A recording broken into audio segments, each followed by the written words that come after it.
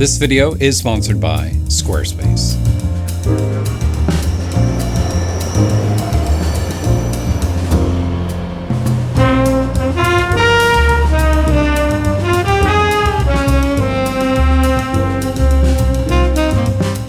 In the 1930s, an elevated railway named the West Side Line was constructed along the western edge of Manhattan to improve public safety and efficiency by lifting trains off the street. The West Side Line was used to carry cargo in and out of Manhattan for nearly half a century thereafter, until manufacturing declined in the 1970s and the trains were no longer needed. For 3 decades thereafter, the West Side Line sat abandoned and run down, prompting property owners, real estate developers, and the city to pursue what seemed, at the time, to be the most logical and practical solution: tearing the railway down.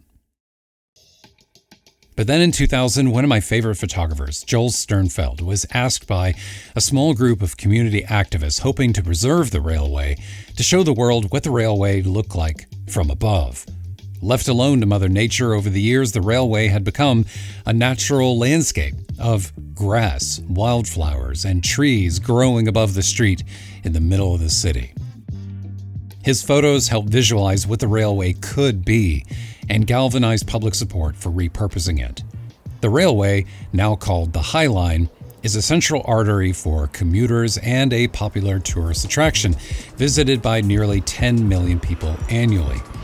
For years, I've been fascinated by the High Line, its history, the experience of walking it, and how it feels just so completely different from the street below. Photographically speaking, I love the surrounding architecture and the angles and vantage points from which images can be taken. I've taken many photos here, but today I'm trying something a little bit different.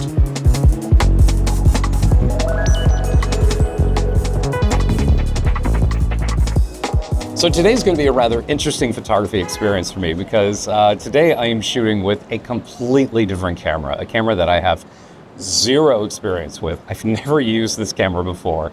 I literally bought it like just before, getting on a plane and coming up here to New York with the intent of using it later this summer for a different trip. But since I was coming to New York anyway, this was the perfect place to be testing the camera, trying it out, seeing, if I like it, get familiar with it.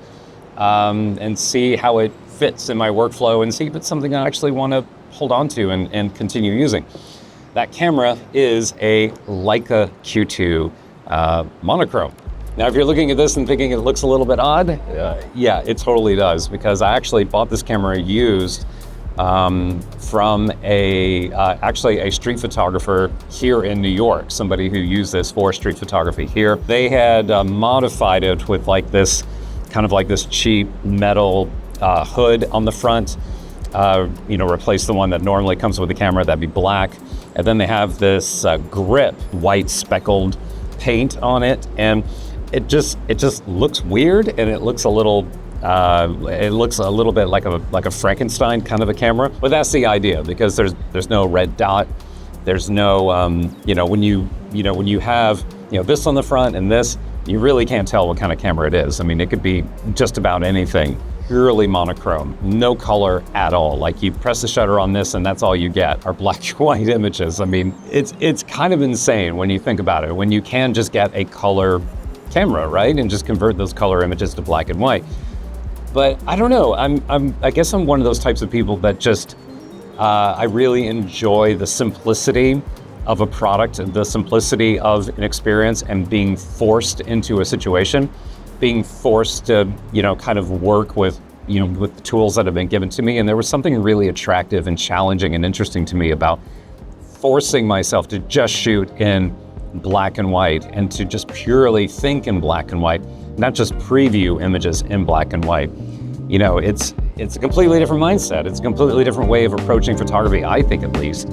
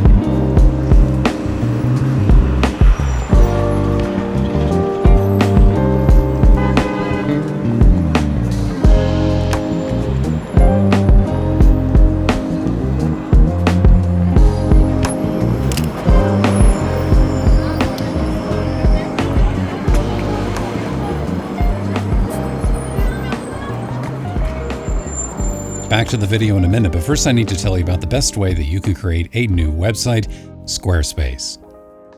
I like using Squarespace for my photography portfolio because Squarespace has clean, minimal templates that look great, and I think they're perfect for photography. I especially like how easy it is to create albums, upload photos, and organize them in whatever order I want. Squarespace is simple, easy, and you can even do fancier things like sell digital products, downloads, and grow your audience by starting an email newsletter. With Squarespace, you can register a new domain and publish a website all by yourself without writing code or paying anyone to help you out. To get going, head over to squarespace.com/Dominey. And when you're ready to go live, use promo code Dominey to save 10% off a new domain or website.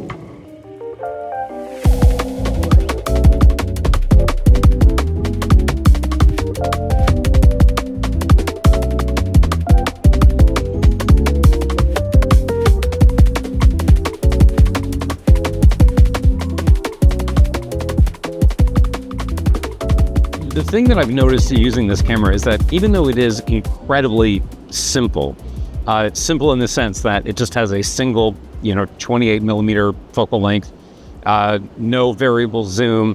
The lens is not interchangeable. I can't, pop this lens off and use something else. And for all intents and purposes, because this is a straight up monochrome camera, ISO is practically irrelevant with this camera. I'm not really even paying attention to my ISO or shutter speed. I'm just letting the camera figure out what it wants to do. And I'm just shooting primarily by adjusting the aperture on the lens and just keeping it simple. Autofocus, I don't know. It's not that it has a problem. It's not that it's like hit or miss, but it just doesn't feel comfortable to me to use. Maybe I just need more time with the camera in order to use it more effectively. But I'm having far better. I feel like the experience is far better just shutting autofocus off altogether, enabling focus peaking. Manual focus peaking in the settings here, and then adjusting the focus ring, and then just, looking at the preview or looking through the viewfinder. It does punch in and zoom, so I can, see the red lines and, dial in my subject and, focus it exactly where I want. And then I'm good, and I've gotten in the habit of doing that. And I tried autofocus for a bit, gave up on it, and manual focus I'm totally fine with. I'm definitely more accustomed to cameras that have longer lenses on them, because when I hand hold the camera, I'm accustomed to my hand being out further, and so I find myself doing that, and I've caught myself a few times getting my fingers in the shot because I'm just not accustomed to how short the lens is. Unfortunately, the Leica Q2 and the Q2 Monochrom does not have a flip screen here on the back. It's just a flat piece of glass. Can't rotate it, can't flip it up, when you're holding the camera down low like this, or flip it up this way when composing a shot vertically. There have been many times in which I hold the camera down lower like this, and I wish I could just look straight down into the screen on the back of the camera. It is painfully obvious when shooting with this, because shooting in black and white, it is painfully obvious to me, looking through the viewfinder, looking at the back of the camera, when an image is going to work and when it's not. Because sometimes I look through the back of it and it looks fantastic. The light looks great, the contrast looks great, the shapes and the lines and the geometry, everything is lining up and everything, looks exciting and it looks really good. And then sometimes I look through the back of this and it just looks flat and it just looks dimensionless and it looks kind of boring and it doesn't look like anything's really going on. That's especially true with the sky, when there's no clouds in the sky or it's hazy and the sky is just like a block of gray, and everything is just stripped down to such simple components, with your lights and your darks and your shapes and your lines and the geometry and all of that. And so that is what makes this camera so intriguing and so challenging, I think, at the same time.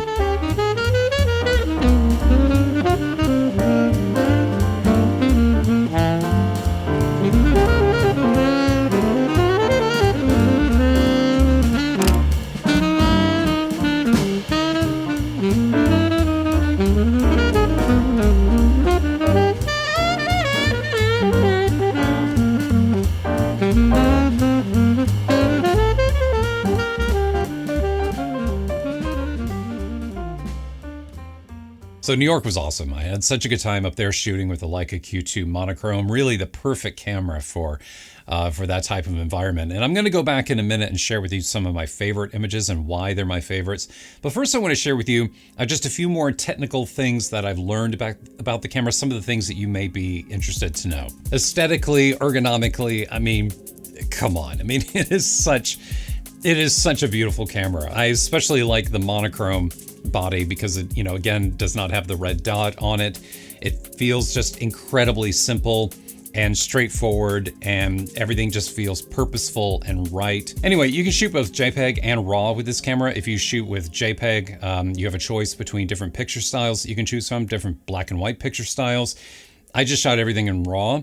And after I imported the RAW files, I discovered that Adobe Camera Raw, Lightroom, Lightroom Classic, none of those apps have lens correction profiles for RAW files captured using this camera. However, the camera does save lens correction profiles to the DNG files, and those profiles are applied on import to account for distortion and vignette. Also, because the images that come off of this camera are monochrome, well, they contain no color information at all, which means that when you import them, you cannot use color to brighten or darken different areas of the image. For example, like when I shoot color and convert to black and white using a different camera, I, can pull down the blues in order to darken the sky, or bump up my yellows and oranges in order to, brighten skin, or, whatever else is in my image. I can control tonality by mixing color, by adjusting color, but because there's no color in here, well, that does not exist. And for that reason, I'm thinking about picking up a set of small circular color filters for this camera,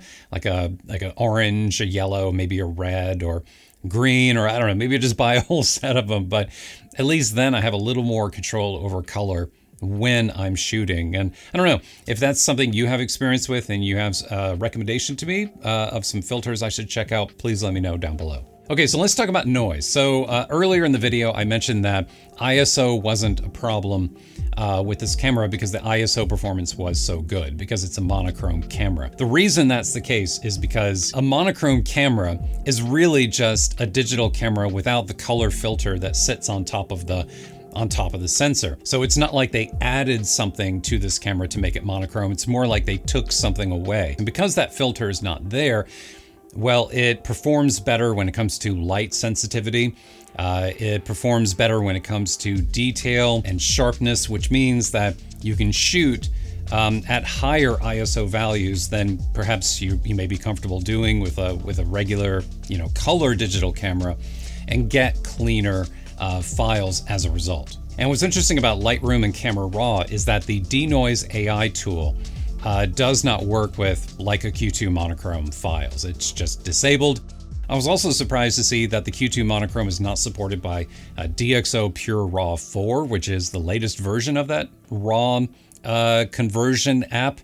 But unfortunately, this camera is not supported, so you can't denoise files with that. You can, however, denoise Q2 Monochrome files using Topaz Photo AI. I think it performs very, very well with denoising, and it also does a very good job sharpening images as well. But in general, the average person probably won't be doing that much denoising with these RAW files anyway, because they are quite clean, even when shooting at like 5,000, 6,000 ISO.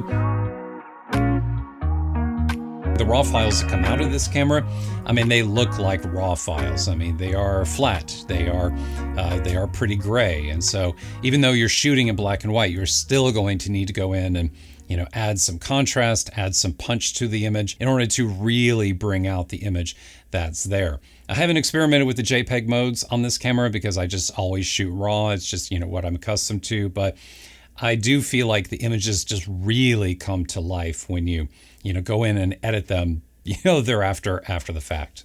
All right, enough technical stuff. I want to share with you some of my favorite images and why they're my favorites, starting with this one here.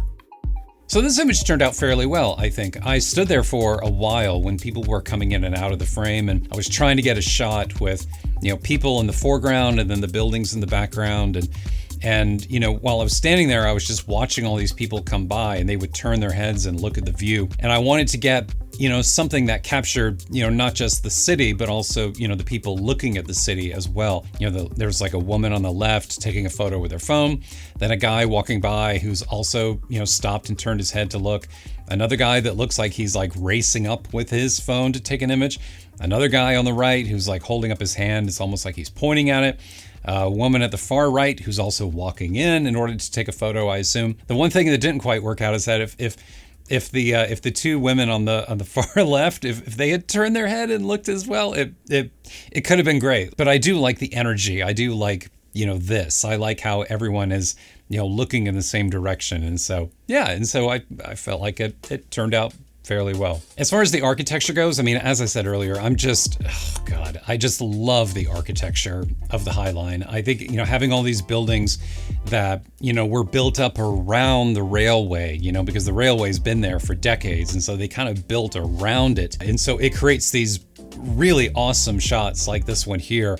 And really what I was trying to do here was emphasize the light, you know, use the light that was coming in from the top left, illuminating the left side of the building, also illuminating the people in the foreground.